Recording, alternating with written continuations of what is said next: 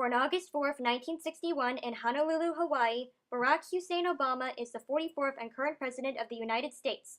While living with his grandparents, Obama became conscious of racism in the Punahou Academy, and it taught him what it means to be African American. He began to notice there was nobody like him in the Roebuck Christmas catalog, and that Santa was a white man. He states that he stood in front of the mirror looking the way he always had, but wondered if something was wrong with him. After high school, he studied at Occidental College in Los Angeles for 2 years, then transferred to Columbia University in New York, graduating in 1983 with a degree in political science. He entered Harvard Law in 1988, and the very next year he met Michelle Robinson. After law school, Obama returned to Chicago to practice as a civil rights lawyer. He also taught part-time at the University of Chicago Law School and helped organize voter registration drives during Bill Clinton's 1992 presidential campaign. On October 3, 1992, he and Michelle were married.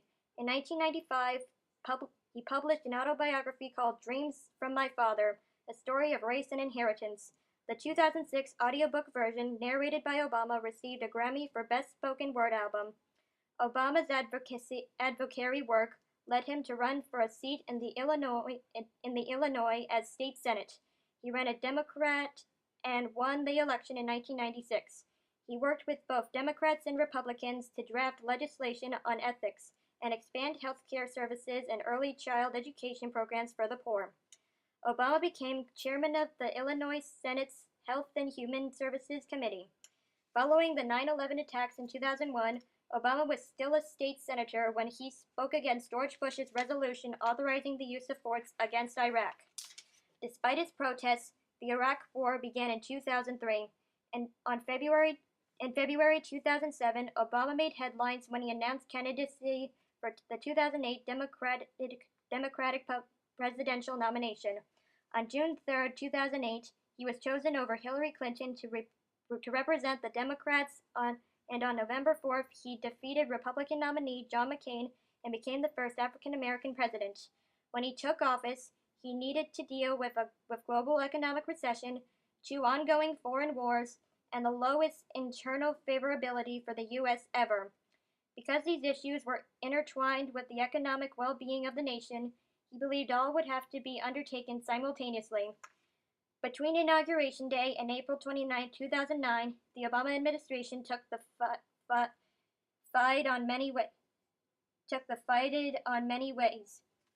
Obama got Congress to expand health care insurance for kids and provide legal protection for women seeking equal pay. A $787 billion stimulus bill was passed to promote short-term economic growth.